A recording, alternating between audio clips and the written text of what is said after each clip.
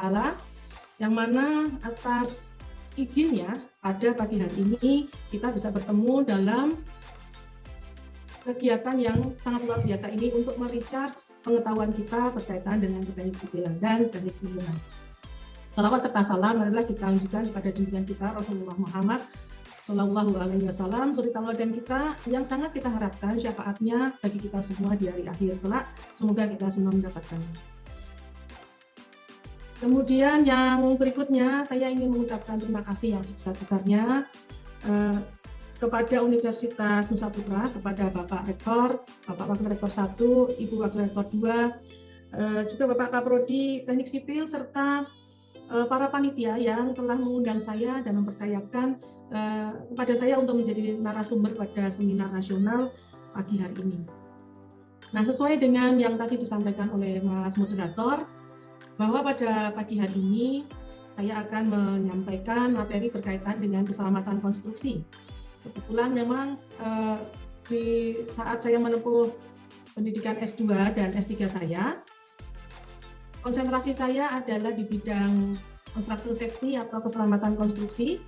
Dan alasannya kenapa saya tertarik meneliti dan mendalami tentang keselamatan konstruksi adalah karena saya melihat dengan mata kepala saya sendiri pada saat saya melaksanakan proyek, banyak sekali pekerja konstruksi itu yang bekerja dengan mempertaruhkan nyawa. Itu alasan pertama kenapa saya ingin mendalami dan meneliti berkaitan dengan keselamatan konstruksi. Nah, paper saya pada pagi hari ini akan saya awali dari gambar ini. Bapak Ibu yang saya hormati serta teman-teman mahasiswa yang saya banggakan, apa yang bisa kita lihat dari gambar ini? Menarik sekali, ya. Gambar pertama yang paling kiri menunjukkan ada pekerja konstruksi yang sedang melaksanakan pekerjaan. Kemungkinan itu adalah dinding beton atau shear wall. Mereka bergelantungan di sana tanpa pengaman sama sekali. Pakai helm sih, tapi sandal jepit, ya, tanpa ada pengaman yang lain. Gambar yang kedua, kita melihat ada seseorang yang bekerja, kalau kita lihat adalah bekerja di ketinggian, tanpa pengaman, hanya pakai helm. Yang mana kalau dia misalkan slip, karena kalau kita lihat yang dia injak juga sangat tidak aman begitu ya, itu sangat mudah untuk bergerak sehingga dia gampang tergelincir dan gampang jatuh. Bisa dibayangkan akibatnya. Gambar nomor 3, apalagi? Apa yang bisa kita semua lihat dari gambar nomor 3 ini? Seseorang sedang memasang tulangan, mengikatkan diri agar tidak jatuh, tapi yang diikat lehernya. Itu dibuat-buat, ini tidak dibuat-buat karena foto ini ada. Pakai helm sih, tapi kalau dia terpleset kemudian dia tergantung, wassalam. Yang nomor 4 bagaimana? Nomor 4 dia pakai rompi keselamatan, ya. Kemungkinan juga dia memakai safety boot, tapi dia berdiri di dekat lubang yang bagian atas lubang itu ada alat berat. Apa yang terjadi? Ada potensi bahaya apa di sana? Kita semua bisa membayangkan. Apabila alat berat ini terguling karena dia berada di tepi sebuah galian tanah, gitu ya, sangat mudah untuk alat berat ini terguling. Nah, pertanyaan selanjutnya adalah, apakah mereka itu sudah bekerja secara aman? Meskipun sudah memakai helm, tali pengaman, rompi keselamatan, dan sebagainya. Dan praktik seperti ini sangat banyak saya lihat di dunia konstruksi di Indonesia. Ini yang membuat saya kemudian terpanggil untuk meneliti lebih lanjut. Ada apa dengan teman-teman pekerja konstruksi ini? Sehingga mereka mempertaruhkan nyawa dalam melaksanakan pekerjaan ini. Apakah yang mereka lakukan itu sudah dapat diterima oleh akal kita seperti itu? Nah, untuk itu kemudian pagi hari ini saya akan menyampaikan materi berkaitan dengan keselamatan konstruksi ini, yang mana tadi disampaikan oleh Mas Moderator. Dengan kita bisa mengetahui potensi bahaya, maka kita berharap bisa mencegah terjadinya kecelakaan. Untuk itu, kita mulai terlebih dahulu ya dari definisi dari kecelakaan kerja. Bu Fitri tadi judulnya keselamatan kerja, di sini kok bicara mengenai kecelakaan kerja. Sebenarnya kecelakaan kerja dan keselamatan kerja itu bagaimana sih hubungannya? Nah, kita lihat dulu bahwa kecelakaan kerja kalau dari beberapa definisi dari beberapa sumber ini ya, seperti Permenaker nomor 3 Men 1998, atau menurut Heinrich 1980. Heinrich ini dikenal sebagai bapak teori kecelakaan kerja begitu. Kemudian menurut Ries tahun 2009, ketiganya mengatakan bahwa kejadian kecelakaan itu adalah kejadian yang tidak dikehendaki, tidak direncanakan, yang mana apabila terjadi maka akan menimbulkan korban manusia maupun harta benda. Jadi kecelakaan itu pasti berefek negatif. Tapi menarik apa yang disampaikan oleh Ries tahun 2009. Ries ini mengatakan bahwa kecelakaan kerja merupakan hasil dari tindakan tidak aman dan kondisi tidak aman yang keduanya dapat dikontrol oleh manajemen. Jadi menurut Ries, seharusnya tindakan tidak aman dan kondisi tidak aman itu dapat dikontrol oleh manajemen. Jadi yang seperti ini yang gambar kita lihat bersama ini, itu seharusnya bisa dikontrol oleh manajemen dan itu seharusnya tidak terjadi. Ya, tuh. Nah, berarti di sini kita bisa mengatakan bahwa sebenarnya meskipun kecelakaan itu tidak dikehendaki, tidak pula direncanakan, namun kecelakaan itu tidak terjadi kebetulan. Ya, tidak mungkin kecelakaan itu kebetulan celaka, itu nggak mungkin. Ya, nggak mungkin. Pasti ada yang menyebabkan kecelakaan itu terjadi. Nah, maka di sini kita perlu melihat apa sih penyebab seseorang itu kemudian celaka. Kalau kita mengetahui penyebab terjadinya kecelakaan tersebut, maka bisa kita ambil manfaat bahwa kita bisa melakukan tindakan preventif ya, untuk mencegah agar kecelakaan itu tidak terjadi lagi. Nah, untuk bisa memperlihatkan ya, untuk kita semua bisa memahami seperti apa sih sebenarnya kecelakaan khususnya di dunia konstruksi. Ada data dari BPJS yang menunjukkan bahwa jumlah kecelakaan kerja di konstruksi itu dari tahun 2019 ke tahun 2020 itu meningkat. Padahal kita semua tahu bahwa tahun 2020 itu pandemi dan sebenarnya proyek konstruksi itu waktu itu sedang stop. Tapi ternyata jumlah kecelakaannya justru meningkat. Ya, saya dapatkan angka ini atau informasi ini dari website yang saya juga tuliskan di makalah. Kemudian ternyata di kecelakaan kerja tadi, sektor industri konstruksi itu menyumbangkan 32% dari total kasus kecelakaan kerja di Indonesia. Sumbernya adalah dari konstruksimedia.com. Sumbernya saya tuliskan juga di sana. Bu, kenapa sih bisa banyak seperti itu? Nah, teman-teman yang saat ini sedang belajar menjadi seorang engineer, dan bapak-bapak, ibu-ibu yang sudah berkecimpung dan terlibat di dunia konstruksi, sudah mempunyai pengalaman di dunia konstruksi, bisa membayangkan bahwa proyek konstruksi itu adalah lingkungan kerja yang berbahaya.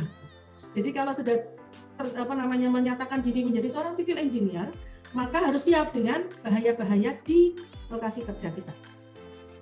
Bu, bisa nggak Bu, lokasi kerja itu dibuat menjadi lokasi kerja yang tidak membahayakan? Upaya untuk membuat agar lokasi kerja itu menjadi lokasi yang tidak membahayakan bisa kita lakukan. Namun demikian,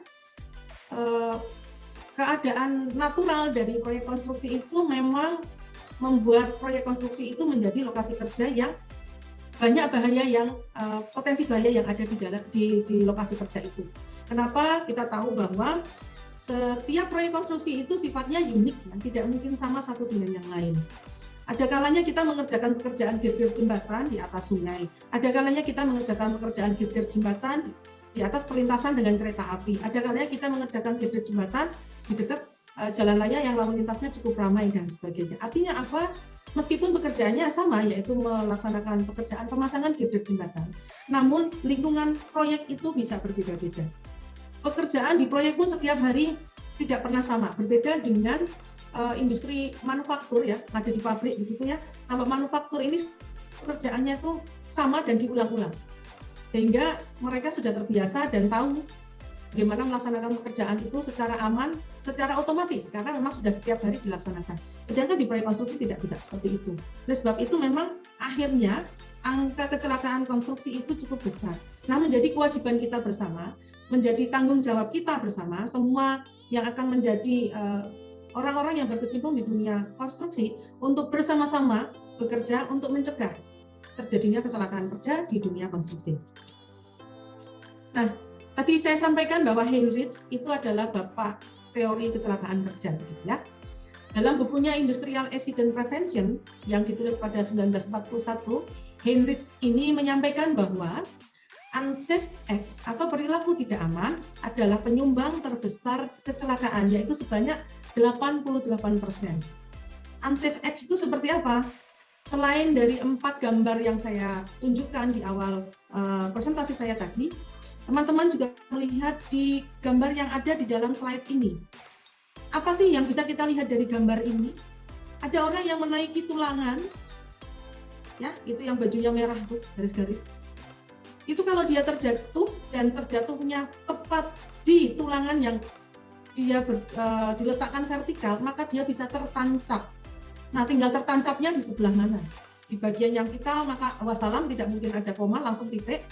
Tapi kalau tertancap di bagian yang tidak vital, paling tidak dia pasti akan mengalami cacat. Nah, tentu kita tidak ingin hal seperti itu terjadi, ya.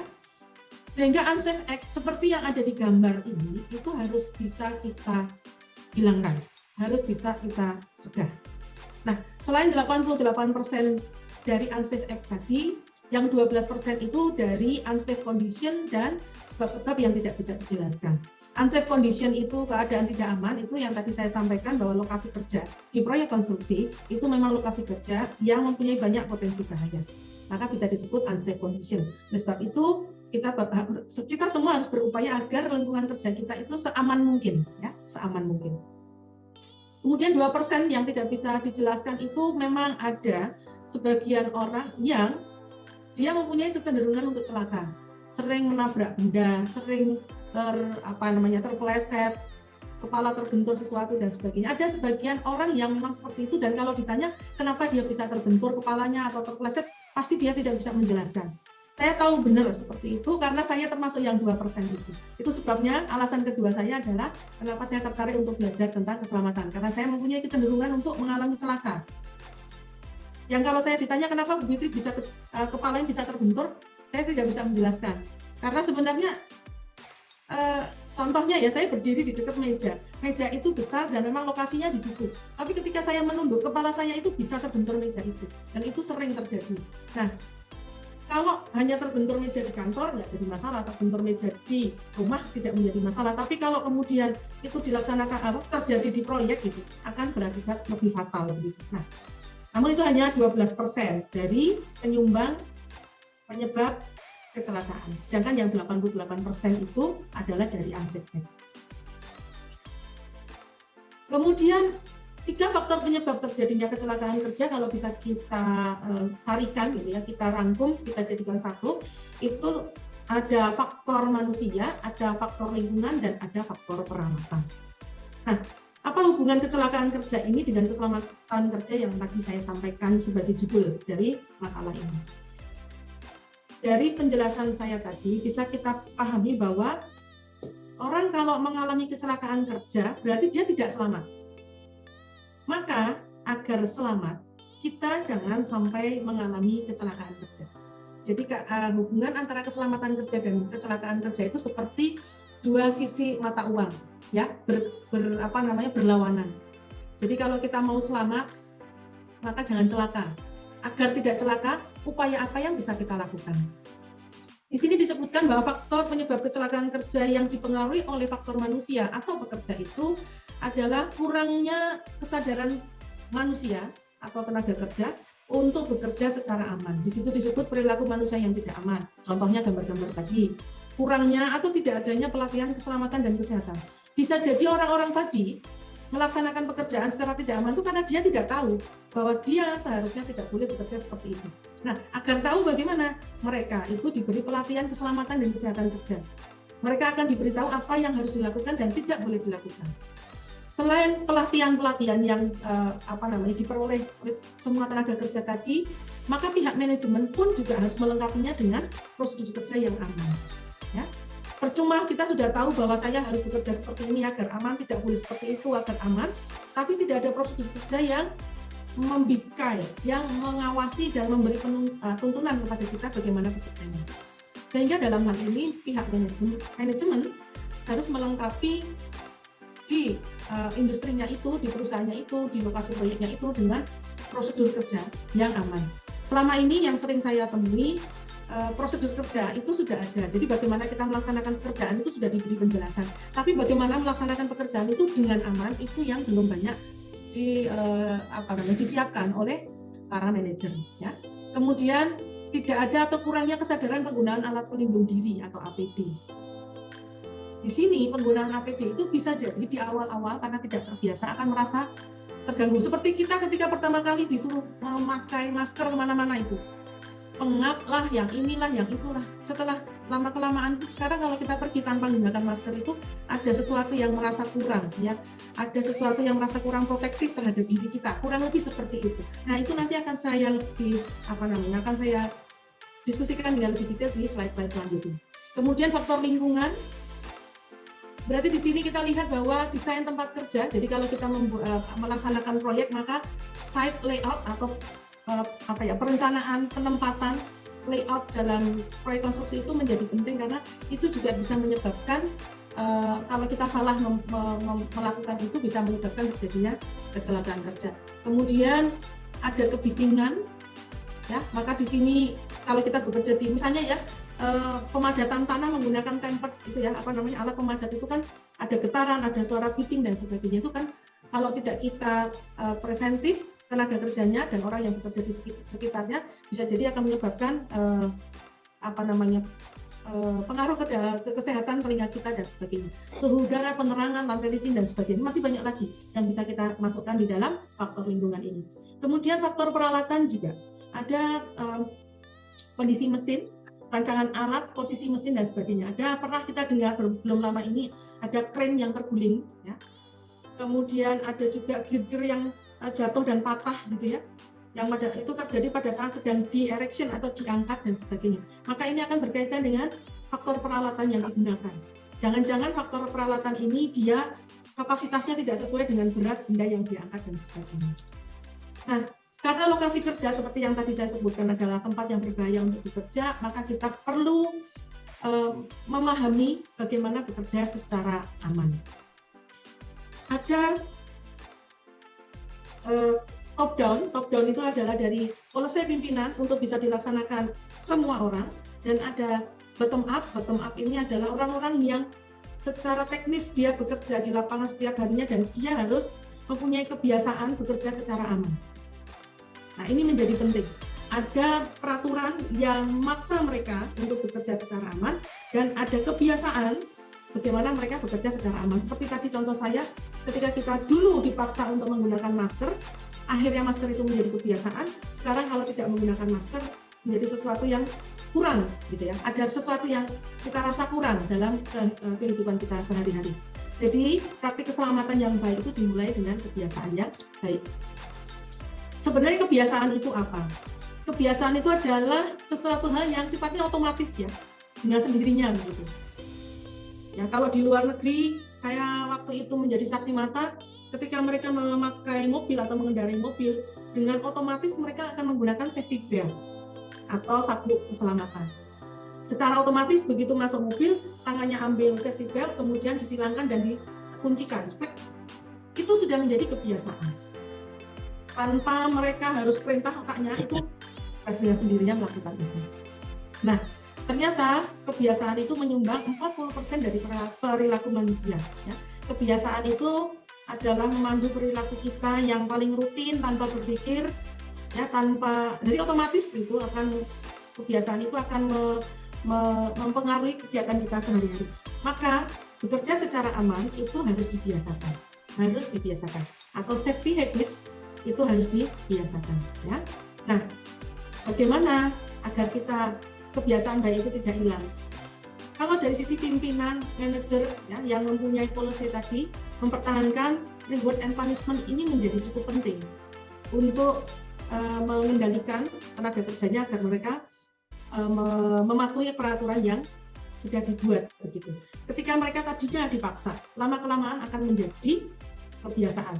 Kemudian tanpa harus dipaksa, mereka akan melaksanakan peraturan tadi dengan sendirinya. Jadi membentuk kebiasaan bekerja dengan aman dan selamat. Ya. Tapi itu semua membutuhkan komitmen dan tindak lanjut dan kerja keras. Ya. Nah, terakhir di slide saya ini, saya akan menyampaikan 10 aturan bekerja dengan aman agar selamat. Ya. Yang pertama itu gunakan APD selama bekerja. Ya. Kalau di situ harus menggunakan helm, pakailah helm safety helmet ya, helm keselamatan yang mempunyai tali di dagu. Jadi tidak hanya sekedar dipakai, tapi ada talinya di dagu sehingga kalau kita misalnya kita tersandung dan jatuh, helm itu tetap berada di kepala kita untuk melindungi kepala kita dari benturan. Kemudian ada gloves atau sarung tangan, kemudian ada vest atau rompi, kemudian ada boots, safety boots ya. Nah, safety boots ini sangat berbeda dengan sepatu pada umumnya karena safety boots ini bagian ujung itu ada plat baja yang mana plat baja itu melindungi jari-jari kaki kita. Ya, dan solnya juga cukup tebal dan kuat sehingga kalaupun harus tidak sengaja menginjak paku, misalnya pakunya yang kalah. Gitu. Tapi kalau kita pakai sendal jepit seperti gambar yang tadi, gitu ya, injak paku maka sendal jepitnya yang kalah. Kaki kita bisa tertusuk paku dan kalau paku itu berkarat bisa ada penyakit bawaan yang diakibatkan oleh karat yang ada di paku dan sebagainya. Oleh sebab itu APD ini wajib digunakan selama bekerja. Apakah semua pekerja di tempat kita sudah seperti itu, Bu? Belum. Bahkan cukup banyak juga pimpinan-pimpinan di proyek yang juga belum menggunakan APD ini dengan benar. Ya. Ibu bicara seperti ini tidak asal karena ada penelitian yang sudah dilakukan dan itu hasilnya memang banyak juga yang pimpinan itu berkeberatan menggunakan APD dengan benar dengan alasan gerah karena di proyek itu panas sehingga tidak nyaman pakai ini, tidak nyaman pakai itu dan sebagainya. Tapi itu semua menurut saya hanya alasan karena sebenarnya kalau kita menyadari bekerja secara aman itu adalah hak kita, bukan kewajiban sebenarnya.